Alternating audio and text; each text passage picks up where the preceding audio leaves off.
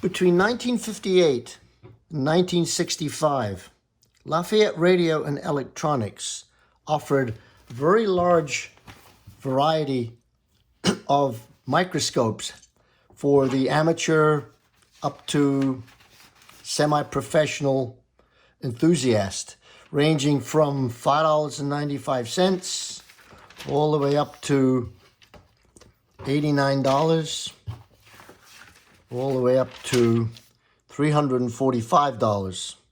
These are professional level microscopes. These are advanced amateur level microscopes.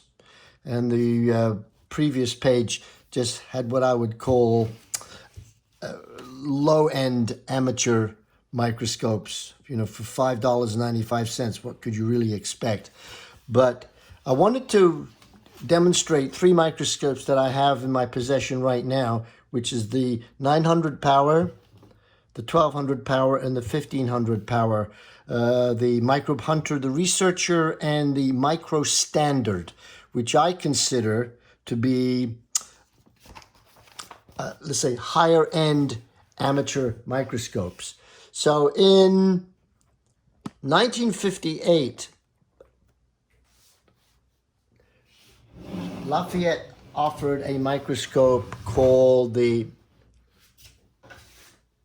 Microbe Hunter. This microscope had a magnification of 900,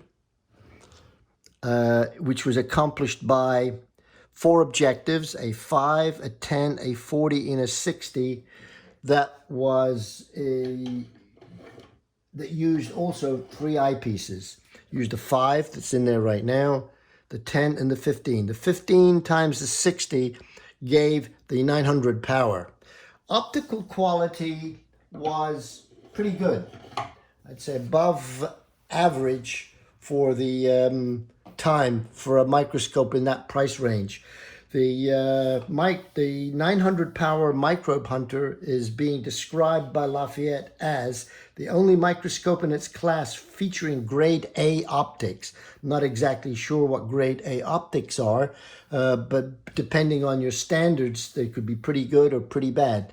But the grade A optics, I would say from personal experience that the optical quality of this microscope was above average for microscopes in that class. I think that in the late 50s, the microscopes coming out of Japan were attempting to set a different level of quality and optical performance. Most of the microscopes prior to that in this price range were considered junk microscopes, toys, etc., and this, I think, was a way to get away from that bad publicity. Made in Japan was starting to actually mean something. So this microscope has an adjustable diaphragm. If you look underneath, you can see this wheel here. As you rotate it, you can see the different size holes that go underneath the microscope objective to let in different amounts of light, rather than have an adjustable diaphragm, which was expensive, adding to the price. They did it that way. If you notice that the microscope does have coarse focus, but the fine focus is only on one side. The stage here, the clips are missing, but the stage here is fixed. It can't be moved, but Lafayette did offer a optional mechanical stage which could be attached to this, which allowed the slide to be moved in both directions very well. And it came in a nice case. The second microscope that I want to show you is the microscope called the Researcher, the 1200 power Researcher, 1200 power. This was achieved by combining a 60 power objective with a 20 power eyepiece. So this came with 4 eyepieces instead of 3 with the previous microscope. It came with a 5, a 10, a 15, and a 20. And here we have the eyepieces. There's the 5, the 15, and the 20. If you can see, maybe you can't see, but it says P20, which means periplanatic.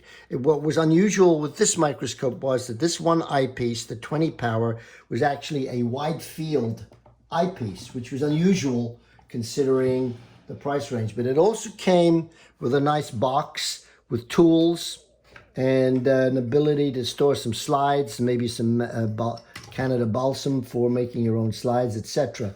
I was able to obtain this microscope on a site like eBay, not eBay actually, but it was complete. I used to have this microscope myself back in 1960 when I decided that I wanted to become interested in microscopy. And this particular model, not this particular microscope, but this particular model is what got me going in my interest in microscopes. As you can see in the background, I have much better microscopes, Olympus, I have a Bristoline, etc., etc. So this microscope was described as closely paralleling the society grade microscope, yet available at a very low cost. The 4 Huonian eyepieces, 5, 10, 15, and 20, combined with 4 objectives, 5, 10, 40, and 60, to yield 12 combinations, 25 through 1200.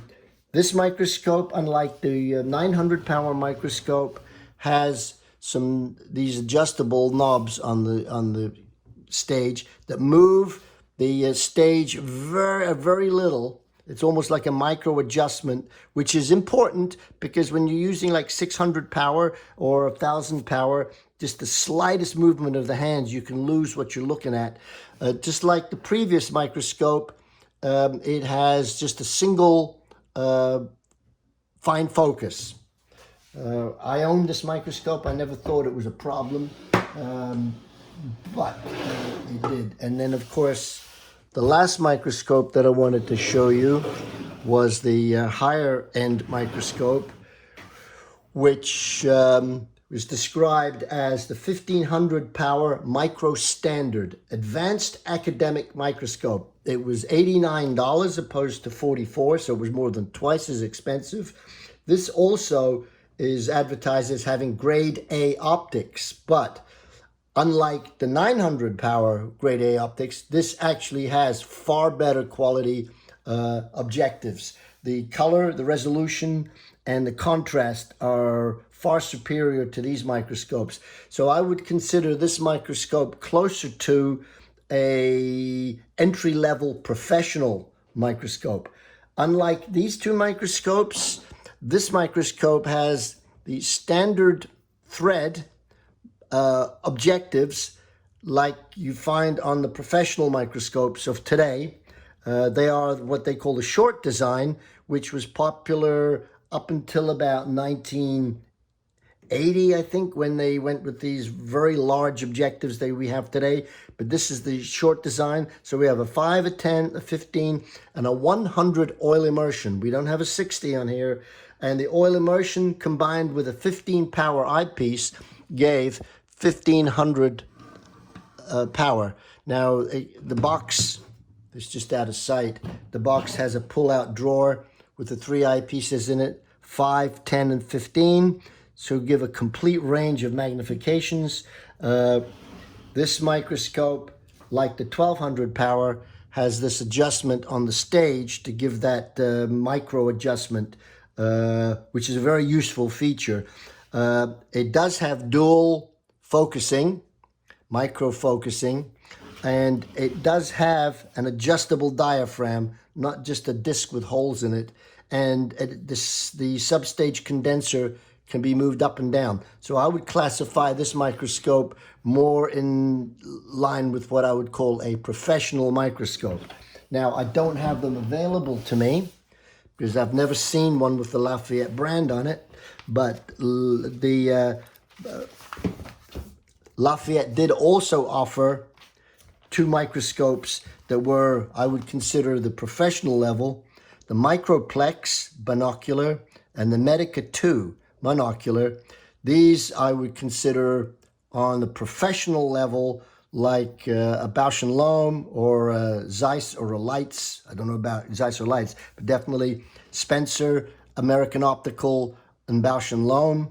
And these objectives are of the same thread size as on the one I just showed you. Hopefully much higher quality, but this binocular microscope has a range of 20 to 2000. The 2000 is the 100 oil immersion with a 20 power eyepiece pair.